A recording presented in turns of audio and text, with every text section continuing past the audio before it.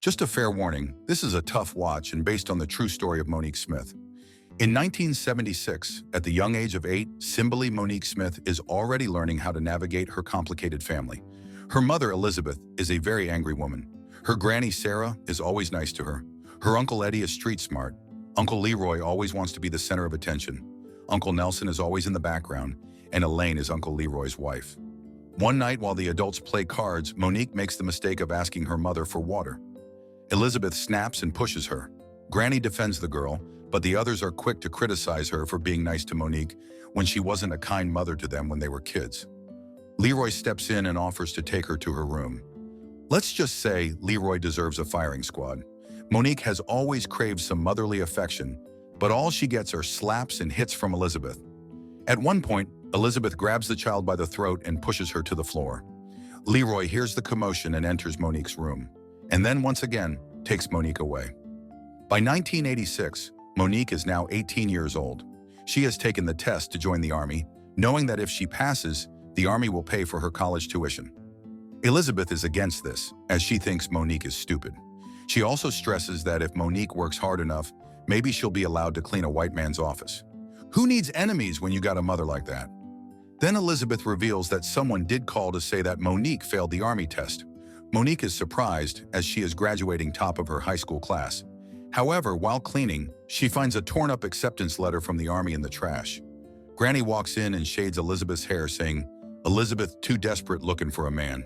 Monique proceeds to ask her mother for her birth certificate and social security number, just in case she'll need them. But Elizabeth insists that Monique won't have any use for those documents, not even for a driver's license because she doesn't have a car to drive.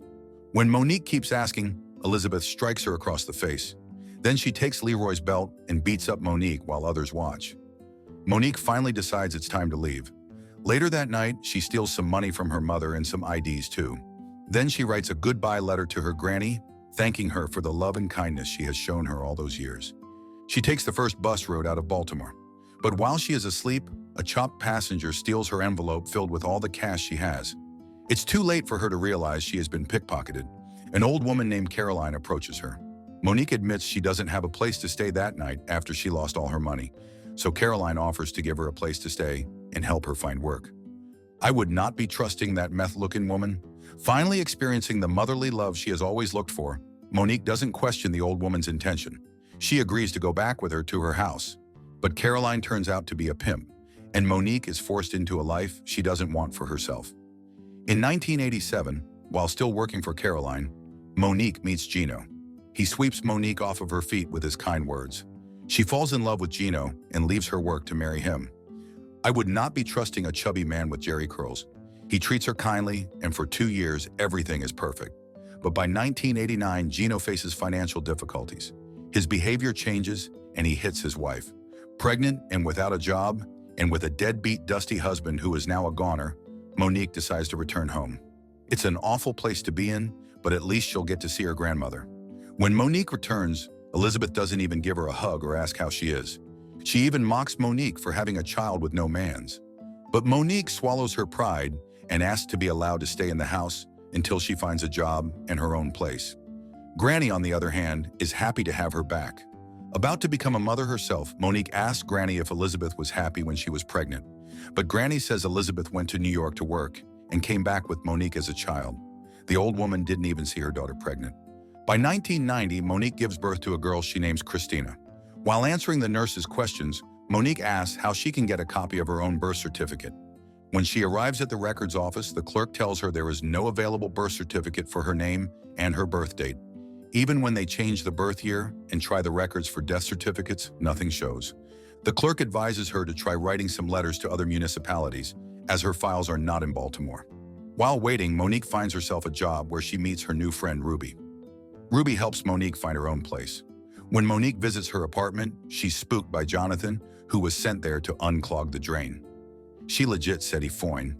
It's okay, you're fine. Monique says she's no longer with her husband, so Jonathan gives his card so Monique can call anytime she needs help. Oh, I'm sure Jonathan finna help her in all kinds of ways. A little later that year, Granny dies. Monique is devastated, but she has Jonathan to accompany her at the funeral. Jonathan supports Monique through the hard times. And by 1994, they welcome a healthy baby boy they name Jonathan Jr. Jonathan thinks he's not the marrying type, so Monique assures him that even without proper documents, they are a family now. Girl, that's a big red flag. He's still married to another. After some time, Monique finally receives letters in the mail answering her inquiries. Unfortunately, it says in all the letters that they have no records of Cymbeline Monique Smith ever being born, nor is there a record of Elizabeth ever giving birth.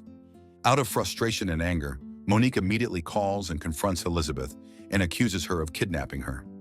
In the year 2000, Monique is overcome by the fear that her children will be taken away from her because she can't prove her real identity. Monique's kids think her fake family is their real family.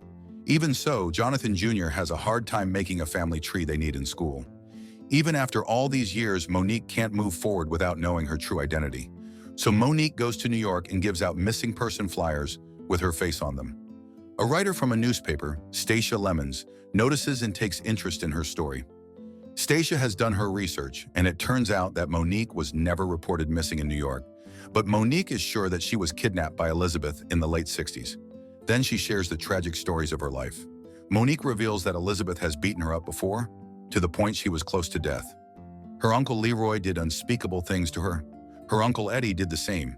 She never went to the police because she was scared, but Monique remembers her granny being kind to her. Now both uncles are dead, and hopefully they had an agonizing death. The two start digging for more information. Elizabeth has never found her birth certificate in any local municipalities. She checked in Baltimore public schools and has found out they have multiple ones that matched her social security card. However, all had fake information about her. Unfortunately, her name is also not found in New York's Bureau of Vital Records. In conclusion, she has never existed as per all public records. When they reach a dead end, they visit Leroy's wife, Elaine. Monique reveals she's looking for her real mother, so Elaine shares what she knows. Elaine says that when Leroy visited Elizabeth in New York, she didn't even have a baby bump. But when she showed up at Granny's house around 1970 or 1971, she already had Monique. She says Monique was around 2 or 3 years old then. Elaine adds that Elizabeth got to enroll Monique in school only because of her schemes. Because she can't offer any more information, Elaine advises Monique to pay Barbara a visit. Barbara is Elizabeth's friend who frequented their house before. The pain is still real, and just seeing Elaine reminds Monique of Leroy locking the doors. Oh, Elaine knew what was going on. Elaine, a complicit hoe. Luckily, Barbara knows some backstory. She says that Elizabeth met Monique's real mom at a bar where she worked. The woman was on drugs and had 6 more kids. She thinks her name was Margaret or Mary. The woman asked Elizabeth to look after Monique when she left town, but the woman never came back. Elizabeth never reported it to the police because she thought Monique would have it worse in the system. Monique suddenly remembers when Barbara visited their house when she was just a kid. She showed Barbara her bruises, but Barbara ignored her and left. Barbara explains that if she said anything, everyone would get in trouble. Barbara, a complicit hoe too. Monique has spent so much time looking for answers that it has started to affect her relationship with Jonathan.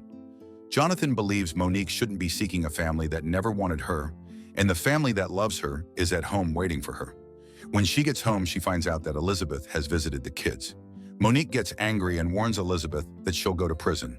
But Elizabeth is sure she can't go to prison for feeding Monique, giving her a house and looking after her. When Monique reminds Elizabeth that she used to beat her for no reason, Elizabeth explains that no matter what Monique said, she had it good. She even takes the credit for Monique being successful in life. But Monique is stronger now. She fights back and kicks Elizabeth out of the house. Afterwards, she cries out of happiness for finally finding the strength to stand up for herself. Then she tells the children that everything Elizabeth told them is a lie. By 2012, Monique is still searching for answers. She asks her Uncle Nelson to submit a DNA sample to the state police so they can prove that she has no biological connection to Elizabeth. Once proven, they can launch an investigation to find out who she really is. Years have passed, and in 2019, Monique gets known as the longest-living Jane Doe. More people have learned about her story, and she ends up inspiring others. She even starts to write her own book. When Elizabeth dies, Monique and her family attend the funeral so they can have closure, but only the kids get out of the car, as Monique said her goodbye to Elizabeth a long time ago. Monique believes that the truth is now buried with Elizabeth. Then one day she receives a call from Detective Ellis, the one in charge of her case. She introduces her to Trinity, a genealogist, who has found some DNA matches for Monique. All those people descended from a couple in the 1850s. Among all those people is a woman named Margaret. Monique immediately contacts Ruth Harrison, a relative listed in the documents given to her. Then she sends Ruth a recent picture of herself. Right after, Ruth calls, saying Monique's name is Cymbeline Harrison and Ruth is her older sister. Ruth says she's been looking for Monique for a very long time. When they finally meet, both Ruth and Monique break down as they hold each other. Ruth reveals that Monique has 6 older sisters and that Monique looks like her mother, although she passed away when Monique was just 8 years old due to a heroin overdose. It turns out that Margaret never shared how she lost Monique, but Ruth assures Monique that their mother has always loved her. And then, Monique finally meets her family, and they all welcome her warmly. In the end, despite not knowing what really happened to her, Monique finds satisfaction in knowing that her real family has always loved her. This was a heartbreaking movie to watch, but I'm glad Monique got the happy ending she deserved. What did y'all think of this one? If you like this video, make sure you subscribe and turn on notifications because YouTube isn't recommending my videos. And if you'd like to watch more, you can click here or here.